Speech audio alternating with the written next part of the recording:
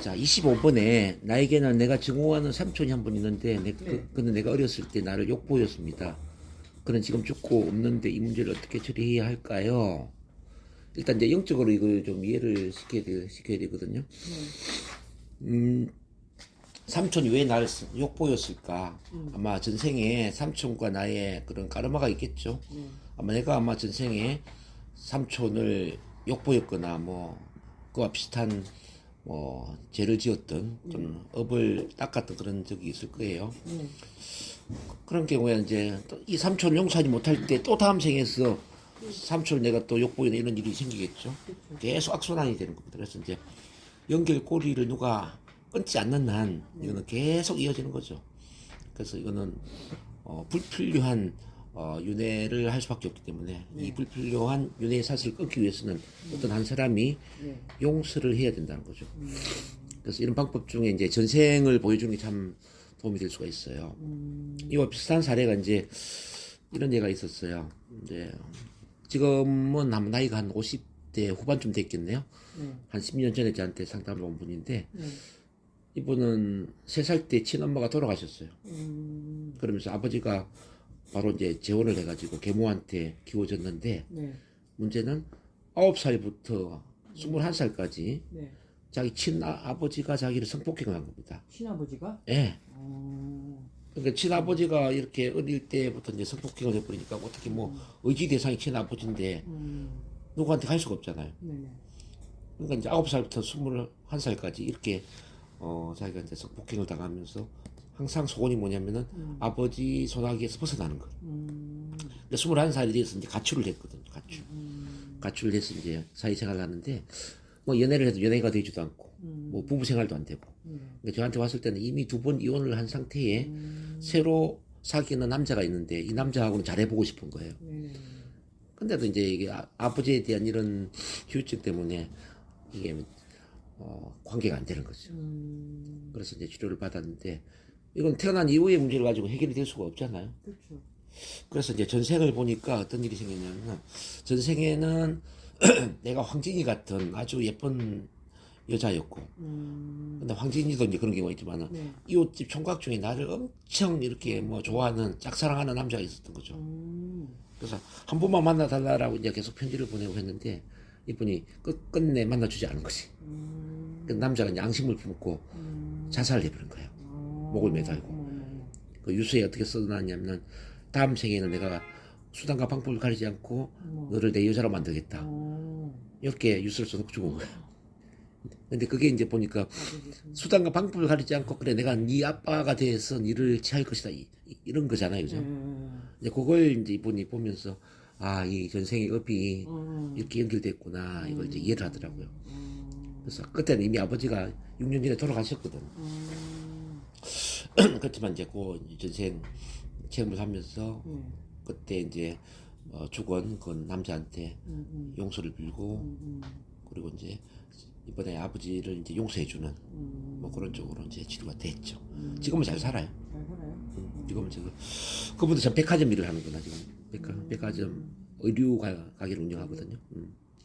잘 살아요. 그래서 이런 것처럼 이제 어떤 한 사람이 그 윤회의 사슬을 끊지 않으면 그 까르마에 대한 용서 화해를 하지 않으면 계속 이어진다라는 거죠. 그래서 이게 무서운 거예요. 그러네요. 맞아요. 그게. 우리 부부로 만나는 경우도 이제 그 까르마로 인해서 만나는 경우가 많이 있는데 뭐 남편이 계속 학대를 한다든지 또 뭐 아내가 남편에게 계속 매달려서 닥달을 한다든지 이게 다 이제 과거의 까르마에서 오는 거거든요. 그래서 어떤 한 사람이 용서를 하고 화해를 해야 되지.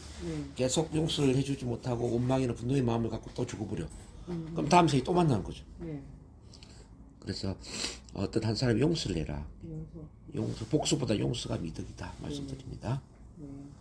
자, 26번에 저는 가장으로서 충분히 경제적인 지원을 하지 못해서 죄책감을 느낍니다. 열심히 사는데도 왜 이런 삶을 살아야 할까요? 자, 우리가 이제 그 사실은 뭐 가장으로서 책임을 져야 된다라는 것은 몸을 가진 우리 육체적인 관점에서 만들어낸 가치관이라고 볼 수 있습니다. 사실 이제 영적으로 보면은 우리가 책임져야 할 영혼은 없어요. 영적으로 보면은. 왜냐하면 모든 영혼은 자기 영적인 성장을 위해서 가족을 선택했기 때문에 네네. 꼭 내가 뭐 아버지이기 때문에 모든 가족을 책임져야 된다. 내가 엄마이기 때문에 모든 가족을 책임져야 된다. 이거는 있을 수 없어요. 맞아요. 예. 자, 모든 영혼은 자기만의 최고의 삶의 한계를 선택한 거예요. 비록 아버지가 무책임하다 할지라도 어머니가 나를 사랑으로 보살피지 않는다 하더라도 그조차도 영적인 성장을 위해서 꼭 필요하기 때문에 자녀들이 그 부모를 선택한 거라고 이제 봐야 됩니다. 그래서 이제 우리 부모로서 책임 못 지는 그런 부분에 이제 자책을 할 게 아니라 내가 어떻게 하면 이 자녀들이 제대로 된 영적인 성장을 할 수 있도록 길을 터줄 것인가.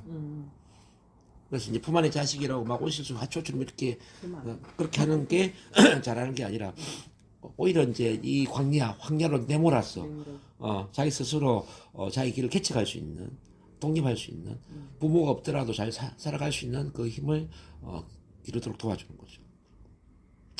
그래서 내가 없더라도 잘 살 수 있는 상태, 네. 부모가 없더라도 자녀들이 잘 살 수 있는 상태, 이게 어쩌면 부모로서 가장 큰 역할이 아닌가 네네. 그런 생각을 해봅니다. 네. 저 또한 이제 그 자녀들이 많다 보니까 뭐 그런 미안함이나 자책감을 많이 느끼지 않았겠어요. 네네. 근데 이제 이 영적인 이제 훈련을 하다 보니까 그게 아니라는 걸 깨달았어요.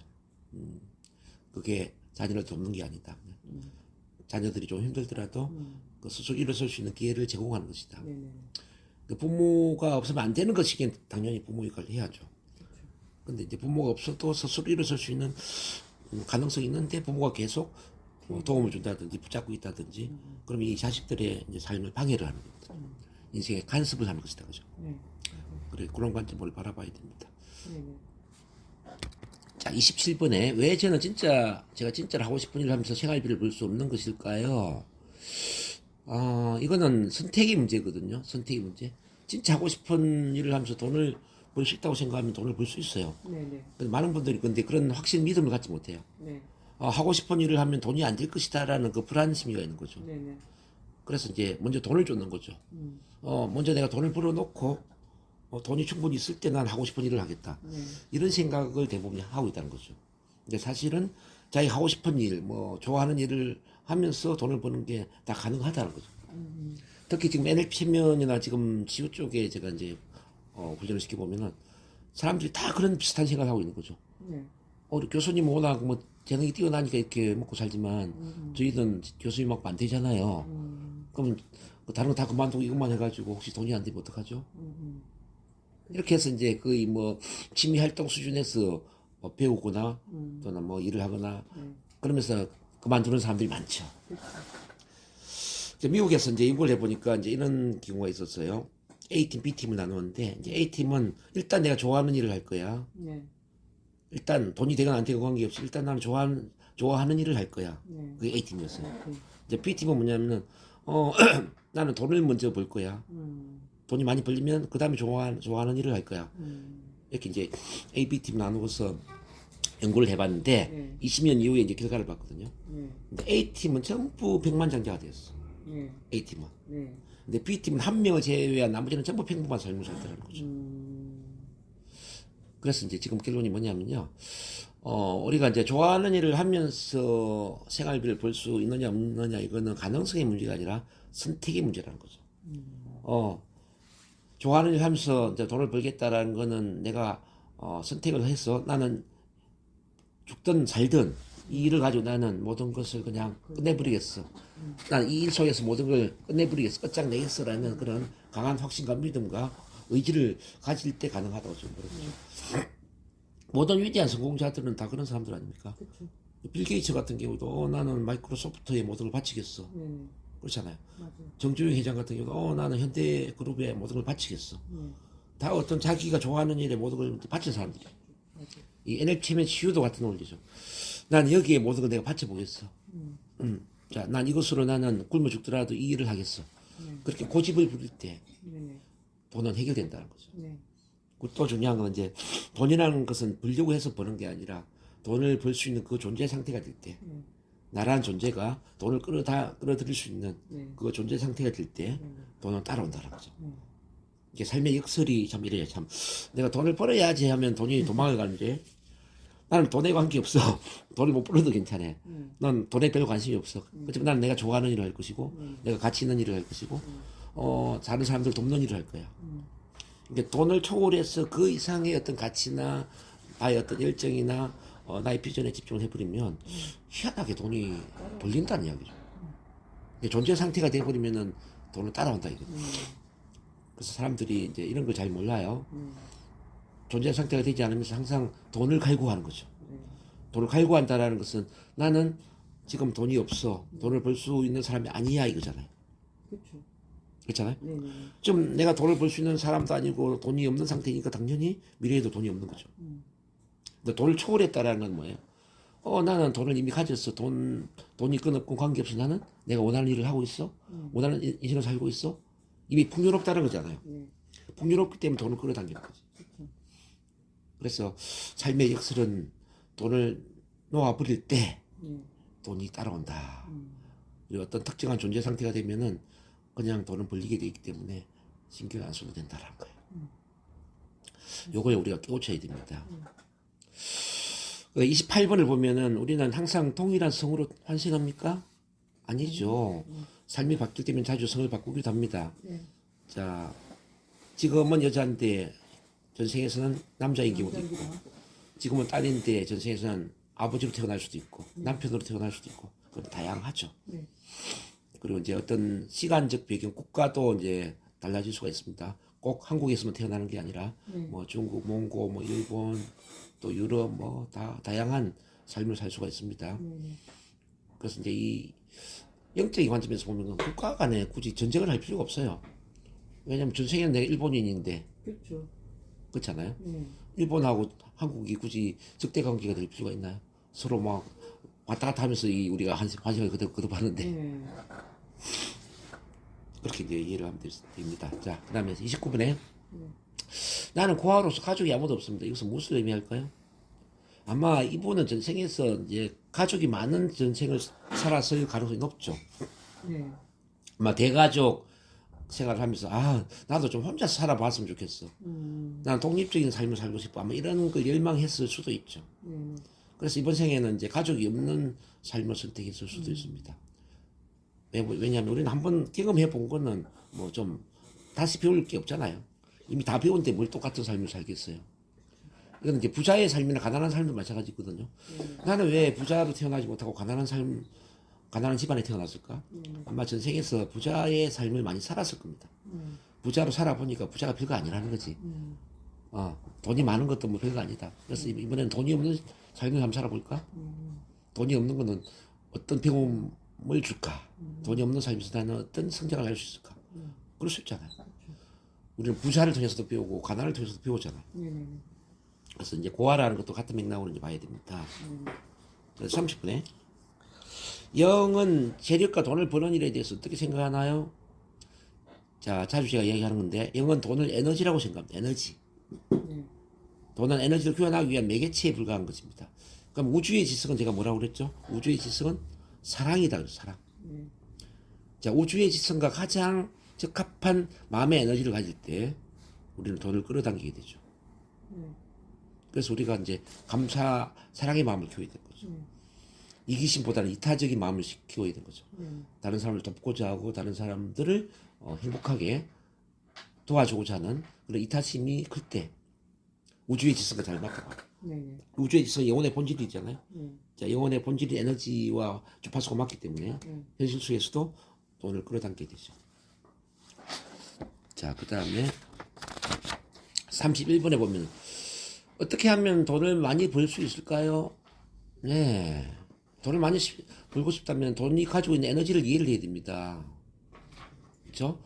우선 돈을 좋아해야 돼요. 돈을 부정적으로 보는 그 돈에 대한 부정적인 신념 믿음을 바꿔야 돼요. 그래서 이제 우리 NLP 로 시간선 치료를 하는 겁니다. 많은 분들이 이제 그 어릴 때 부정적인 도덕성을 갖고 있거든요. 돈은 탐욕스럽고 돈을 많이 가지면은 남들을 이용하는 것이고 이기심이 많은 것이고 뭐 이런 생각을 가질 수가 있다는 거죠. 우리 NLP에서 그거 공부했죠. 자, 우리 무의식은 어릴 때 주관적인 도덕성을 지속적으로 지키고자 하는 그런 경향이 있다. 어릴 때 도덕성을 고집한다는 거죠. 이건 객관적인 게 아니라 주관적인 도덕성이죠.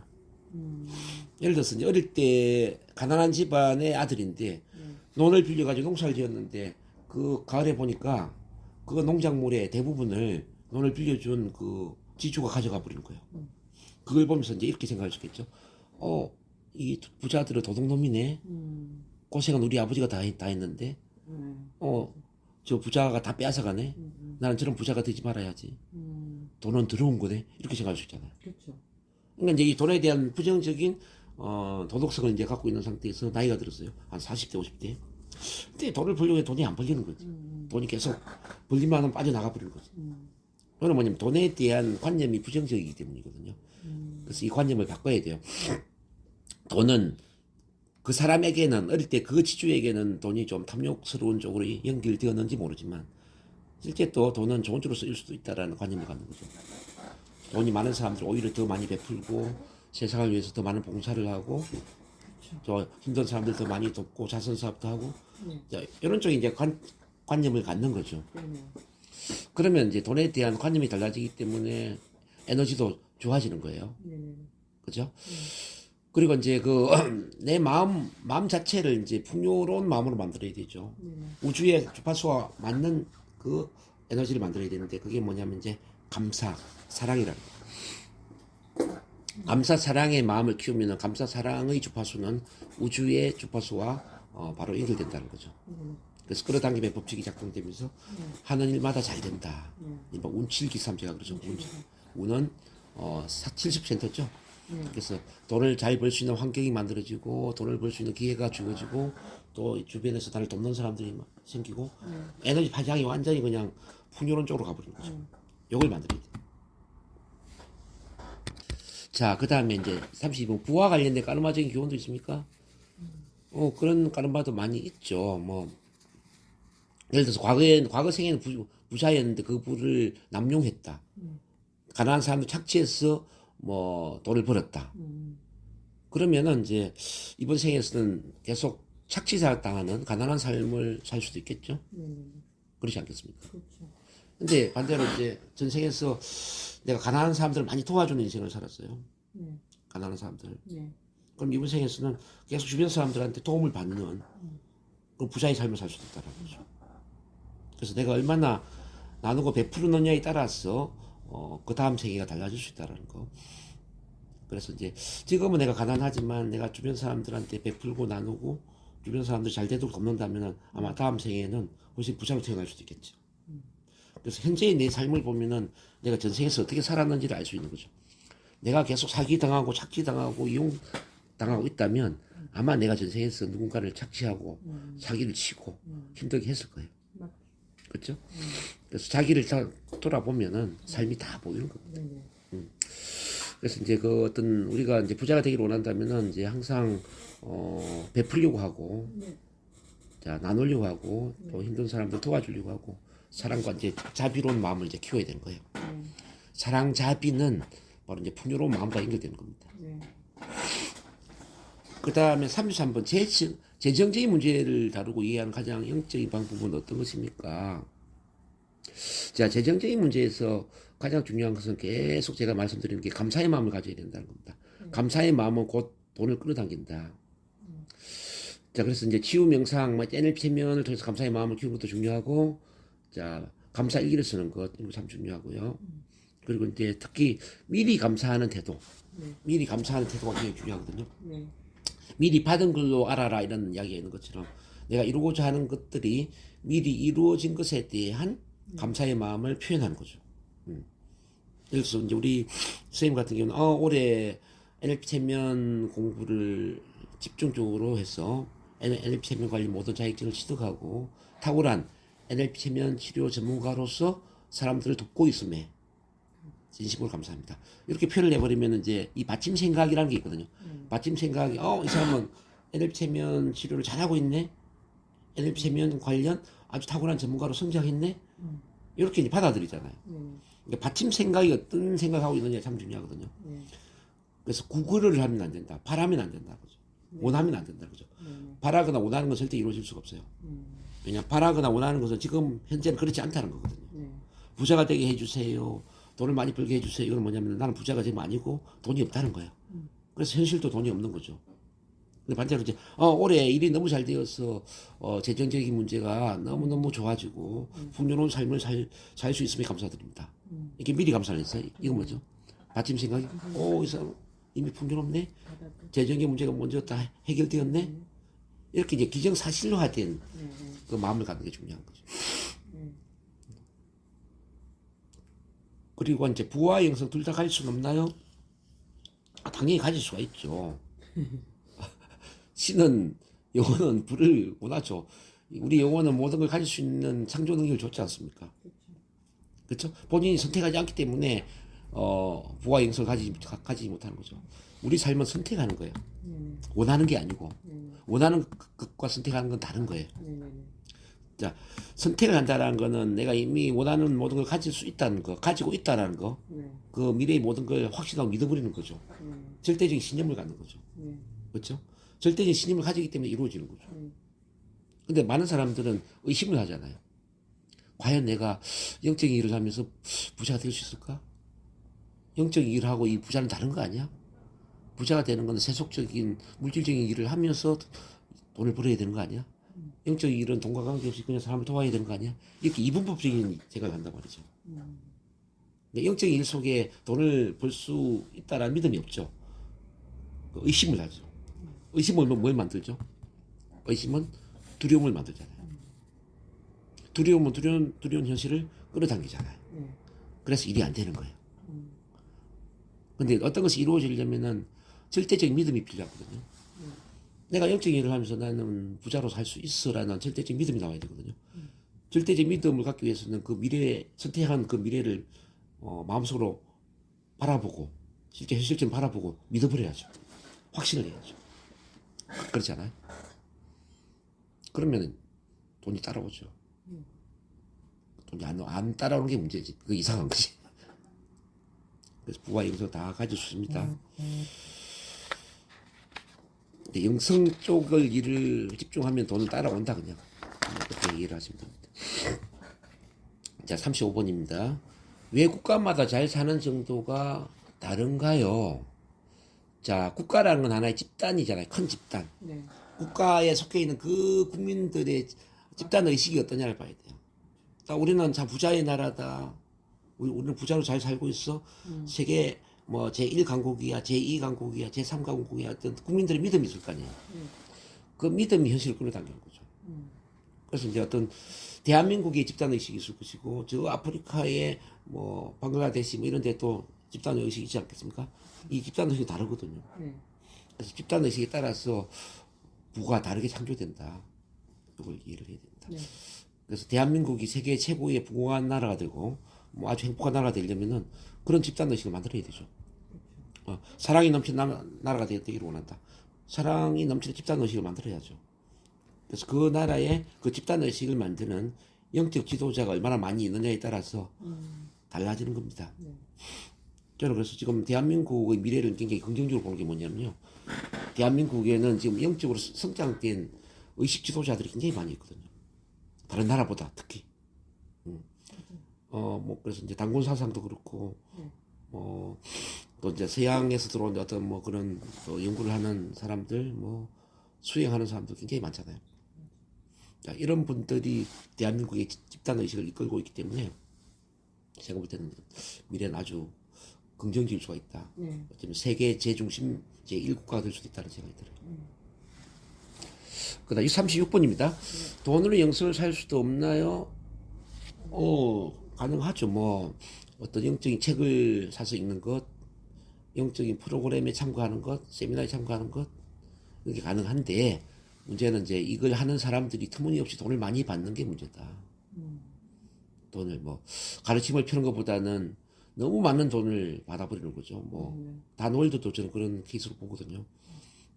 그 외에도 뭐 영적 세미나를 가보면 뭐 터무니없이 돈을 많이 받아요. 뭐 한 1,000만 원, 2,000만 원 막. 그래서 저는 이렇게 생각해요. 영적 일을 하는 사람들은 적절한 돈을 받아도 뭐 살아가는데 저는 아무 문제가 없다고 보거든요. 적절한 돈만 받아도. 터무니없는 돈이 아니라 적절한 돈만 받아도 전혀 문제가 안 됩니다. 그래서 마땅히 보수를 받아야 하지만 너무 터무니없이 돈을 많이 받으면 안 된다. 그 사람에게 도움이 될 수 있는 네. 그 사람이 돈을 지불하면서 도움이 될 수 있는 네. 또 내가 돈을 받아서 이 일을 원활하게 잘 할 수 있는 그런 적절한 수준의 돈. 네. 뭐 그는 아마 내 양심에서 이야기를 해줄 거예요. 아, 내가 이 정도 돈을 받으면 되겠구나.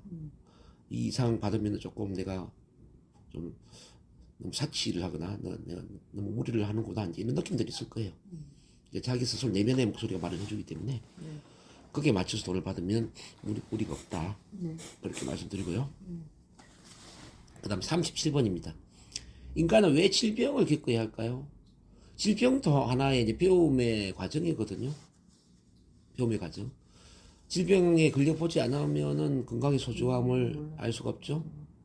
질병에 걸림으로써 이제 면역 체계도 강해지고, 내 몸을 어떻게 잘 관리를 해야 되는지, 관리 능력도 커지고, 건강에 대한 뭐 그런 관심이 더 커지겠죠. 그죠? 그리고 이제 그런 게 일단 있고, 두 번째는 뭐냐면은, 까르마적인 그 이유가 있을 수가 있어요. 까르마적인, 뭐, 이를테면 이제 전생에 살면서 다른 사람들한테 신체적으로 뭐, 피해를 주었거나, 그렇죠? 그럴 수 있잖아요. 뭐 전쟁을 또 하다 보면 독가스를 퍼뜨리고 뭐 생체 실험을 하고 뭐 이런 경우도 있고 그러잖아요. 2차 세계대전 때. 뭐 그런 주역들은 이번 생에서 이제 그 까르마를 청산하기 위해서 자기 스스로 어떤 병에 걸리거나 신체 장애를 생겨나거나 그럴 수가 있다는 거죠. 그래서 그러니까 인과응보의 법칙에 의해서 내가 준 것을 반드시 되돌려 받는다라는 거죠. 내가 좋은 것을 주면 좋은 걸 되돌려 받고 나쁜 것을 주면 나쁜 걸 되돌려 받는다는 거죠. 부메랑의 원리처럼. 그래서 내가 몸이 아프다라는 것은 다른 사람 몸을 많이 상하게 했구나 이렇게 생각하시면 돼요. 예, 자폐증 이런 것도 마찬가지예요. 뭐 자폐증, 뭐 조현병, 뭐 이런 것도 이제 내가 전생에서 몹쓸 짓을 좀 많이 했다고 보시면 돼요. 자, 그 다음에 38번입니다. 약물 중독은 왜 생기게 됩니까? 주로 약물 중독은 어떤 삶에 대한 두려움이나 감정적인 고통 때문일 수가 있거든요. 이제 영혼이 좀 초보적인 영혼의 상태에 있을 때, 즉 성장하지 못한 상태에 있으면은 뭐 영혼 스스로가 어떤 두려움이나 이런 감정적인 그런 고통을 겪지 않겠습니까? 이게 어릴 때 이제 그 죽는 그 영혼들도 마찬가지거든요. 뭐 태어나자마자 죽는 애, 뭐 1살, 2살 때 죽는 애. 이런 것도 이제 지구의 거친 이 진동을 견디지를 못하는 거죠. 이 물질적인 진동이 굉장히 이건 이제 고통스러운 거거든요. 어느 정도 영적인 진화를 해야만 부딪힐 수 있는데 너무 약해버리면은 견디지를 못하는 거죠. 그래서 일찍 죽어버리는 거죠. 약물 중독도 이제 너무 이렇게 이제 지구촌의 이 진동을 견디지 못하니까 거기에서 나를 보호하기 위해서 이제 약을 먹는 겁니다. 약물 중독은 대부분 이제 그런 케이스예요. 그래서 아 영혼이 좀 덜 진화가 되었네 이렇게 봐야 돼요. 영혼이 좀 덜 진화가 되었네. 지구에서 살기엔 아직은 조금 부적절한 상태네 이거죠. 그 다음에 39번입니다. 왜 암이나 에이즈, 과잉행동장애, ADHD와 같은 질병이 증가할까요? 인간은 이러한 질병을 겪음으로써 자신의 삶과 죽음 그리고 목적을 성찰해 볼 수 있는 기회를 갖게 됩니다. 그렇죠? 지금 인류가 4차원으로 진입한다고 하거든요. 4차원, 3차원에서 4차원으로 진입하는 그런 단계에 있다라고 합니다. 근데 이제 몸이 점점 예민해지는 거죠. 그리고 진입하기 위해서는. 그래서 감정적, 정신적, 영적 문제에 대해 몸이 너무 민감하게 이제 반응을 하기 때문에 그러한 과정을 통해서 에이즈 같은 질병으로 발전될 수가 있다. 사실 지금 영적으로 막 진화되는 단계인데 적응을 지금 잘 못하는 거죠. 인간들이. 자, 40분에 자폐증이 생기는 영적 이유가 무엇입니까? 이것도 이제 아까 앞서 제가 말씀드렸지만은 아직은 지구에 살고 싶지 않은데 어린 영혼들인데 미성숙한 어린 영혼들인데 근데 지구에 이제 태어나야 된다 말이죠.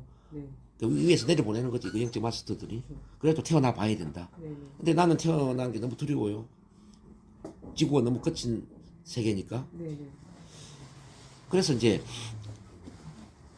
태어나긴 태어났는데 적응을 못하니까 자폐증과 같은 그런 문제를 안게 된 거죠. 그래서 쇼크, 문화적인 쇼크, 지구의 어떤 거친 진동에 나를 보호하기 위해서 이제 스스로 이제 자폐증을 만들어버린 거죠. 그렇게 이해를 할 수가 있어요. 그래서 모든 이런 영혼들은 다 미성숙한 영혼들이죠. 일반 어린 영혼들이다.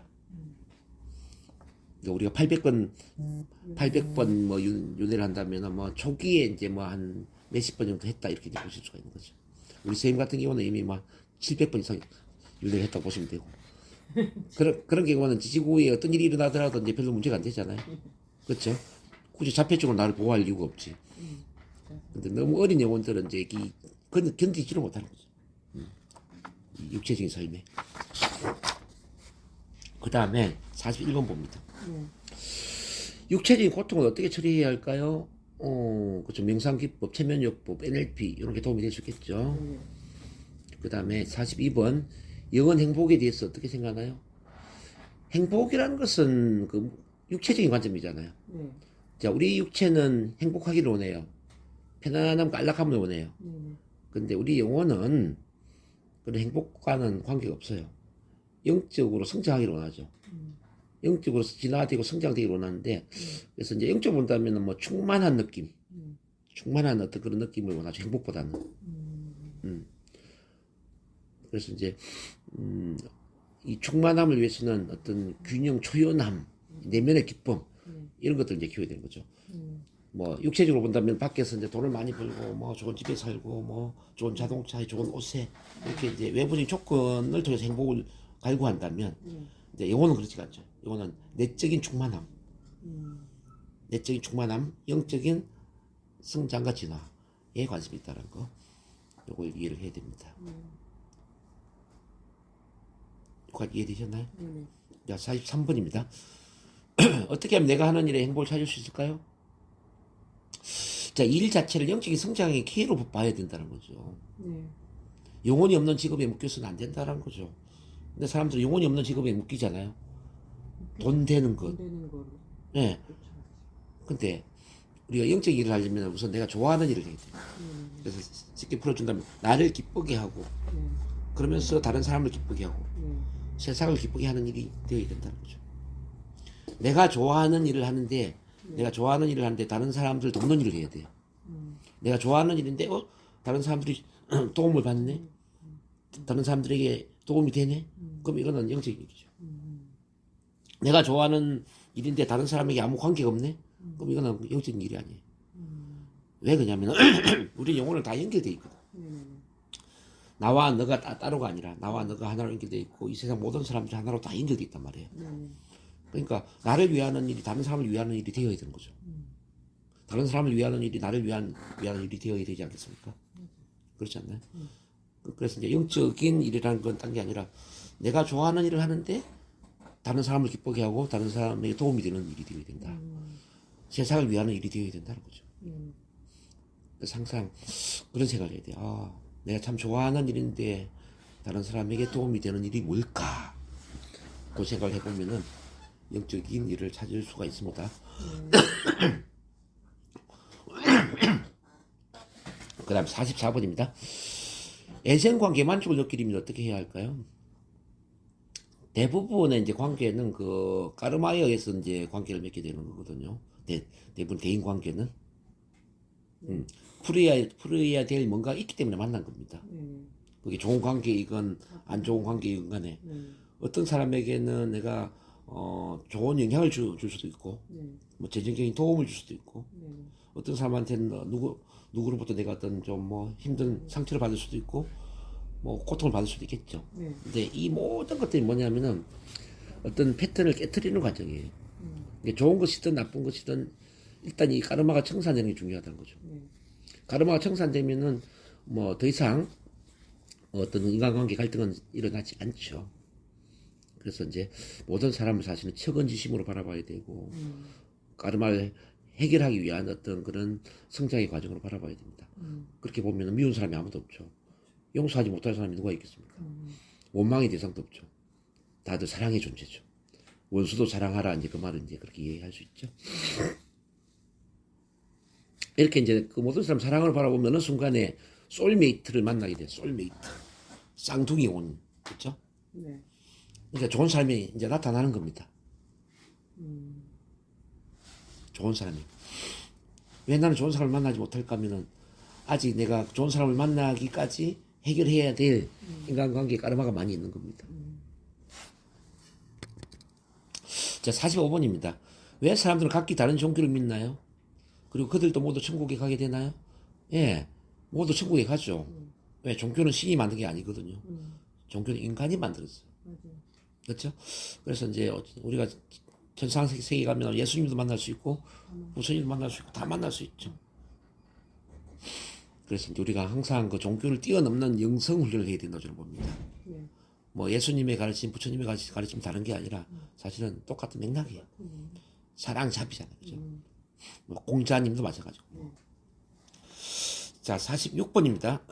내가 정말로 사악한 짓을 행했다면 내 영혼은 영원히 없어질까요? 아니죠. 자, 사악하다, 뭐 선하다, 옳다, 옳지 않다, 이것도 인간의 개념이에요. 네. 신은 구분하지 않아요. 히틀러도 저기 천국에 갔다라는 이야기를 왜 하느냐면은 히틀러가 600만 명의 유태인을 죽였지만 히틀러는 천국에 갔단 말이죠. 그 이유가 뭐냐면 어떤 죄인이라도 뭐 지옥에 떨어뜨리고 뭐 이런 게 없어요. 천국 지옥도 인간의 개념이지. 자, 전상세계는 천국 지옥이 뭐 공간으로 나눠져 있는 게 아니라는 거죠. 그거는 자기 마음 안에 있는 거죠. 그렇게 본다면 유태인을 600만 명을 학살했어. 그럼 우리 이승만 박사가 저기 우리 자국민을 한 100만 명을 학살했잖아요. 6.25 전쟁 때. 네. 같은 맥락이거든요. 근데 이제 죽을 때 자기를 어떻게 바라보느냐는 생각이 내가 100만 명을 죽였어. 나는 큰 죄인이구나. 이렇게 바라볼 수도 있지만은 또 이렇게 생각할 수도 있잖아요. 내가 나라를 구하기 위해서는 공산화를 막기 위해서는 100만 명을 죽여야 했어라고 생각할 수도 있잖아요. 그 히틀러조차도 우리 독일 국민을 구하기 위해서는 유태인을 죽이는 게 마땅했어라고 생각할 수도 있잖아요. 그렇죠? 그래서 이제 이 사악하다, 사악하지 않다라는 것은 인간의 개념이기 때문에 신의 영역은 아니다. 그리고 이제 그런 것들이 이제 자기 스스로 가르마를 만드는 거잖아요. 네. 올라가서 보니까 내가 600만 명 죽였어. 내가 큰 죄를 지었네. 그러면은 이 가르마를 내가 다시 없애기 위해서는 내가 600만 명을 새로 살려야 되겠네. 그럴 수도 있잖아요. 그렇죠. 또 히틀러가 2차 세계대전 때는 유태인을 죽였지만 또 그 다음 생에 다시 태어나서는 어쩌면 600만 명을 살리는 인생을 살 수도 있죠. 그렇지 않겠습니까? 그렇죠. 이렇게 자기 가르마를 스스로 만들어가거나 해결하거나 그런 것은 있지만 신이 벌어주는 건 아니죠. 너는 이렇게 죽였으니까 이런 삶 살아야 돼 이렇게 지시하지 않지 신은. 모든 것은 자기가 선택하는 거죠. 네네. 그래서 내가 죽은 이후에 이제 저 빛의 세계에서 나의 삶을 되돌아볼 때, 내가 참 잘못한 게 많이 있었구나. 그러면 그 잘못한 것을 다시 해결하기 위해서 그 까르마를 없애기 위해서 이제 새로운 삶을 시작을 하겠지만 올라가서 보니까 나는 잘못한 게 하나도 없어. 나는 참 잘 살았어. 그러면 다시 태어날 이유가 없는 거예요 사실은. 그렇지 않겠어요? 자, 모든 것은 자기 스스로 선택하는 것이다. 이걸 이해를 해야 됩니다. 네네. 47번을 보면은 나는 죽음에 대한 엄청난 두려움을 느끼고 있습니다. 자, 왜 그럴까요? 죽음보다는 어떤 삶에 대한 두려움일 수 있겠죠. 삶 자체를 두려워하는 거죠. 삶 자체를 사랑하고 삶 자체를 기쁘게 받아들인다면 죽음도 기쁘고 긍정적으로 바라볼 겁니다. 그래서 이제 이 관점을 바꿔야 됩니다. 이 삶이라는 것을 뭐 꼭 부자가 되고 꼭 뭐 행복하고 꼭 명예를 누리고 이제 이런 관점으로 보기보다는 이 삶이라는 것을 어떤 체험의 신비, 삶의 어떤 성장을 위한 기회로 잡는 거죠. 오늘도 제가 이제 아침에 글을 보낼 때 이제 그 글을 보냈거든요. 나는 배웠습니다. 자, 밑바닥으로 내려가면 언젠가는 올라갈 수 있다 사실. 그래서 제가 그 이미지 파일을 하나 만드는데 삶은 풀이할 문제가 아니라 배움과 성장을 위한 체험의 신비다. 뭐 그런 이야기를 제가 썼는데, 그래서 삶 자체를 어떤 체험의 신비로 봐버리면 이건 두려울 것이 없죠. 네. 뭐 좋은 일도 뭐 가슴 설레이고 안 좋은 일도 가슴 설레이는 일이죠. 내 삶에 어떤 일이 일어나든지 간에 그냥 감사의 대상으로 보는 겁니다. 또 체험의 신비로 보는 겁니다. 자, 이런 체험을 통해서 나는 무엇을 배울 수 있을까? 이런 좋은 일을 통해서 나는 무엇을 배울 수 있을까? 이런 안 좋은 일을 통해서 나는 무엇을 배울 수 있을까? 이게 배움의 과정을 보고 봐버리면은 가슴 설레이잖아요. 그리고 이제 결과에 대한 집착이 없으면은 두려움도 없어지죠. 나는 꼭 이렇게 해야 돼, 이래야 돼. 나는 반드시 성공해야 돼. 나는 반드시 뭐 부자가 돼야 돼. 나는 반드시 이런 상태가 돼야 돼. 이게 이제 집착이 있다면은 그게 안 되었을 때를 대비해서 두려움이 생기는 거잖아요. 그렇죠. 내가 발표를 잘해야 돼 하는데 발표를 못하면 어떡하지? 두려움이 생긴단 말이죠. 근데 결과에 연연해 하는 마음을 내려놓는 거죠. 나는 결과가 어떻든지 간에 관계없어. 자, 나는 그 과정 자체가 너무 소중해. 삶의 과정 자체에서 나는 뭔가를 배우고 성장할 거야. 뭐 좋은 일이 일어나면 좋은 일을 통해서 난 배우고, 안 좋은 일을 통해서 안 좋은 일을 통해서 또 배우고, 어떤 결과가 오든지 간에 나는 괜찮아. 내가 어떤 사람으로 성장하느냐 더 중요해. 이렇게 보는 거죠. 그러면은 결과에 대한 집착이 없어져 버리니까 두려움이 없어지죠. 네. 그래서 죽음도 두렵지 않더라. 그 다음에 48번 영적 성장을 위해서 가장 중요한 요소가 무엇인가 생각해 봅니다. 우선은 자기 책임. 자기 책임이라는 것은 내 삶에 일어난 모든 것에 어떤 이유 변명을 버리고 원망, 분노의 마음을 내려놓고 모든 것을 내가 책임지겠다는 자세죠. 모든 것은 나에게 달려있다. 모든 건 내가 선택했다. 내 부모도 내가 선택했고 내 가정 환경도 내가 선택했고 자 내가 만나는 모든 대상도 내가 선택했고 내 삶에서 일어나는 모든 건 내가 선택했다라고 보는 겁니다. 바로 영적인 성장을 위해서 그렇게 보는 겁니다. 그래서 그 누구도 원망하지 않는 거죠. 누구 탓을 하지도 않는 거죠. 이렇게 이제 자기 책임을 져버리면은 영적 성장이 되죠. 두 번째는 자각입니다. 자각은 깨달음, 순간순간 깨달아야 돼요. 그래서 항상 이런 질문을 해야 돼요. 이 상황은 나한테 어떤 깨달음을 주기 위해서 내가 선택을 했을까? 이 사건은 나한테 어떤 깨달음을 주기 위해서 나한테 주어졌을까? 자, 이 사람과의 만남은 나한테 어떤 깨달음을 주기 위해서 이 만남이 주어졌을까? 이렇게 계속 이제 깨달음을 위한 이제 자각의 질문을 해야죠. 그렇게 보면 이제 이런 걸 알게 되죠. 이 세상에 어떤 피해자도 없고 어떤 악인도 존재하지 않는다. 악인은 단지 악역을 맡은 조력자일 뿐이다. 피해자라는 인식은 내가 육체적으로 물질적으로 피해를 봤다라는 것은 관점의 문제일 뿐이다. 어떻게 보면 영적으로 더 성장할 수 있잖아요. 영적인 관점에서는 피해가 아니라 오히려 성장의 기회죠. 이렇게 이제 자각을 해야 돼. 자각. 초연함. 첫 번째 초연함. 초연함은 항상 어떤 나의 삶을 좀 객관적으로 사랑이 넘치는 관찰자의 입장에서 바라보는 겁니다. 사랑의 관찰자 입장에서 나의 삶을 바라보는 거죠. 그러니까 사랑의 관찰자로 바라본다면 어떨까요? 나 스스로 잘못한 것에 대해서 너무 나를 또 뭐 자책하지도 않고 뭐 잘한 일에 대해서 너무 기뻐하지도 않고 그죠? 멀찍이 좀 떨어져서 보는 거니까. 이를테면 예수님이 나를 바라보고 있다고 한번 생각해봐요. 부처님이 나의 삶을 다 지켜보고 있다고 한번 생각해봐요. 그분들은 나를 어떻게 바라보겠냐 이거죠. 마치 이제 살아있는 엄마가 이제 아기를 키울 때 아기를 바라보고 있는 그 마음. 아기가 울고 웃고 기저귀 똥 싸고 오줌 싸고 막 보채고 이걸 어떻게 바라보겠죠? 초연하게 바라보잖아요. 그 아기에 대해서 안달하지 않잖아요. 그런 것처럼 이제 나의 삶을 사랑의 관찰자로서 바라볼 때 이제 초연함이 생긴 거죠. 이 초연함을 위해서 또 명상을 많이 할 필요가 있죠. 명상을 통해서 이제 순수 의식이 되어서 나를 바라보잖아요. 그러니까 순수 의식이라는 것은 아무것도 없는 상태. 아무 시간도 없고 아무 장소도 없고 아무 몸도 아니고 아무것도 아닌 그 텅 빈 모든 텅 빈 상태를 이제 순수 의식이라고 그래요. 그 순수 의식이 되어 보면 초연해지죠. 두 번째는 이제 전체 의식. 전체 의식은 모든 것과 연결되어 있다라는 어떤 명상. 자, 나와 너가 하나고 이 세상 모든 사람이 나와 연결되어 있다는 거. 지구의 모든 것과 연결되어 있다는 거. 뭐 태양계의 모든 것, 은하계의 모든 것, 우주의 모든 것과 연결되어 있다라는 그 이제 명상. 여기 이제 전체 의식. 순수 의식, 전체 의식 상태에서 명상을 하면은 초연해지죠. 확장이 돼요. 확장. 어떤 집착은 하나에 몰두되는 거잖아요. 근데 초연하면 이제 확장되는 거죠. 확장된 명상이 필요하다. 4번에 무조건적인 사랑. 요거는 뭐 나뿐만 아니라 이 모든 사람들, 모든 삶의 순간들, 모든 사건 경험, 모든 것에 대해서 무조건적인 사랑을 가져야 된다는 거죠. 네. 제가 항상 강조하는 거죠. 이거는 나 자신에 대해서 불평불만을 갖지 마세요. 나 자신을 있는 그대로 받아들이고 온전히 사랑하세요 그러잖아요. 네. 그리고 두 번째, 내가 만나는 사람들을 평가 판단하지 마세요. 만나는 모든 사람들을 있는 그대로 받아들이고 사랑하세요. 내 삶에 대해서 불평불만을 갖지 마세요.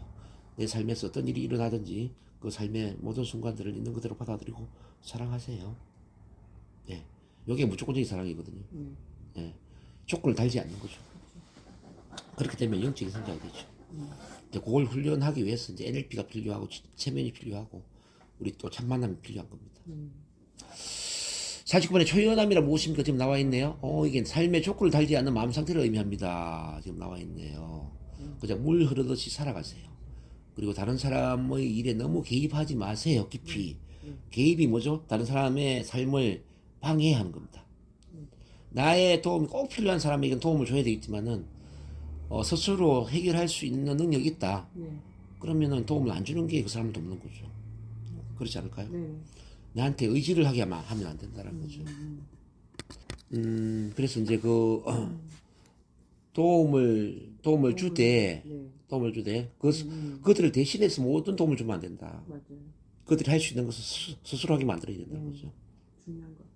그 다음 50번에 영혼이 추구하는 신성한 가치는 무엇이냐. 자, 영혼의 신성한 가치는 바로 무조건적인 사랑, 가장 고귀한 의도, 그리고 통합을 의미한다 그랬죠. 이 무조건적인 사랑으로 산다는 것은 도움을 필요로 하는 사람들에게 무조건적으로 도움을 준다는 뜻입니다. 그 다음 가장 고귀한 의도라는 것은 사랑과 진리에 입각한 믿음 체계를 의미합니다. 그래서 항상 스스로 질문해야 돼요. 내가 말하고 행하고자 하는 것이 나의 가슴과 마음속 깊은 곳에서 올바른 일이라고 느껴지는가? 선을 이루기 위해서 함께 협력해야 하는가? 이런 거죠. 바로 이제 이 21세기의 가장 중요한 과제가 바로 통합입니다. 우주에 존재할 모든 것들이 다른 것과 상호 연결되어 있던 믿음을 가지고 살아가는 것. 이게 바로 통합이죠. 그래서 제가 이제 명상 시간에도 강조하는 게 뭐냐면 나를 기쁘게 하고 다른 사람을 기쁘게 하는 일을 해야 된다라는 거죠. 나에게 최선인 것이 다른 사람들에게도 최선인 그 삶을 살아야 된다는 거죠. 그래서 어떤 기쁨, 사랑, 진리 이 세 가지 단어를 확인할 때 이 기쁨이 나만을 위한 기쁨이냐, 나를 위하고 다른 사람들하고 기쁘게 하는 것이냐 이걸 보는 거죠. 기쁨, 나에게 기쁘고 다른 사람에게도 기뻐야 된다. 두 번째 사랑. 자, 나를 사랑하고 다른 사람을 사랑하고 세상을 사랑하는 이 사랑이 깃든 일이냐 이걸 한 가지 보는 겁니다. 진리, 나에게도 옳은 것이 다른 모든 사람들에게도 옳은 것이냐, 그렇죠? 이렇게 이제 기쁨, 사랑, 진리 세 가지 단어에 합당한 삶을 산다면 통합이 되죠. 그게 또 영혼이 깃든 삶이죠. 그 다음에 51번 깨달음을 얻는데 가장 큰 장애가 되는 게 있다면 뭐죠? 그건 바로 에고죠. 에고는 계속 이기적으로 가려고 그러죠. 에고는 과거에 어떤 습관화된 그 무의식의 패턴으로 되돌아가려고 그러죠. 에고는 항상 사랑보다는 두려움을 선택하려고 그래요. 에고는 항상 그래서 그 두려움을 없애기 위한 인생을 살기 때문에 베풀기보다는 가지려고 그러고, 예. 나와 너를 연결된 존재가 아니라 분리된 존재로 보죠. 에고는 에고는 생존 모드에 나를 묶어둔다는 거죠. 그래서 이제 에고를 극복해야 됩니다. 52번 어떻게 하면 영적인 자아와 연결될 수 있을까요? 자, 모든 사람에게는 그 상위자아가 있거든요. 상위자아를 또 다른 말로 하면 신성. 자, 가장 좋은 방법은 빈명상을 하는 건데요. 우리 심장 센터, 가슴 깊숙한 곳에 밝은 빛의 점이 있다고 상상하시고 빛이 점점 밝아지면서 가슴 전체를 밝고 환하게 채운다고 상상하면서 자, 이 빛에서 노는 감사와 사랑의 에너지를 느끼는 거예요. 감사와 사랑. 그리고 이 빛이 모든 사람과 연결되어 있다라는 명상을 하는 겁니다. 자, 나랑 가까이 있는 모든 사람의 심장과 빛이 연결되고, 그게 내 가족과 연결되고, 이 지구촌의 모든 것과 연결되고, 태양계, 뭐 우주기, 뭐 은하계, 우주 다 연결되어 있다는 이제 이 상상을 하면은 이게 전체 의식으로 연결되거든요. 즉 영적 자아와 접촉할 수가 있죠. 그러면서 이제 영적인 암시를 하면 좋죠. 우리는 사랑으로 연결되어 있는 하나입니다. 내 안에는 하나님의 사랑이 흐르고 있습니다. 내 안에는 예수님의 사랑이 흐르고 있습니다. 내 안에는 부처님의 자비가 흐르고 있습니다. 자, 이런 영적인 암시를 주는 거죠. 나는 사랑입니다. 나는 사랑의 빛입니다. 나는 신성자아입니다. 그래서 이제 그 어떤 자아에 대한 감각을 이제 에고에서 신성자아 쪽으로 이제 연결시켜야 돼요. 그러면 영적인 자아와 연결되죠. 그래서 제가 이제 화요일 명상을 그걸 계속 유도해 드리잖아요. 53. 필요한 도움을 받기 위해서는 꼭 영적 가이드나 마스터들을 불러야 하나요? 물론입니다. 그들은 우리들의 좋은 일에 도움을 얻고자 불러주는 걸 좋아합니다.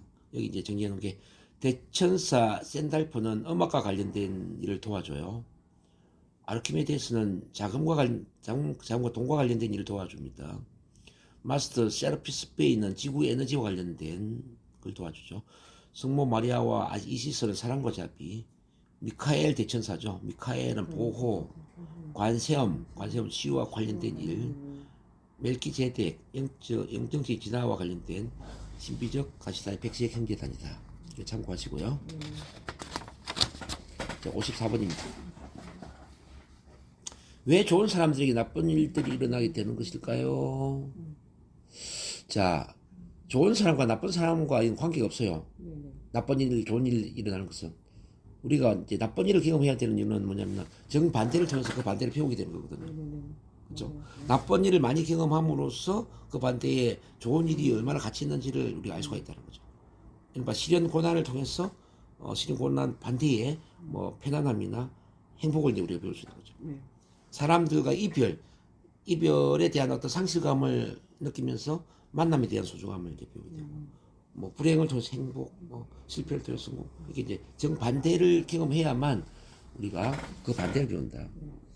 그래서 이제 이거는 우리가 이제 영적인 관점으로 본다면은 영적으로 깨닫고 뭐 성장하기 위한 과정에서 필요한 과정으로 스스로 선택한 거기 때문에 내가 죄를 지어서 그런 게 아니에요.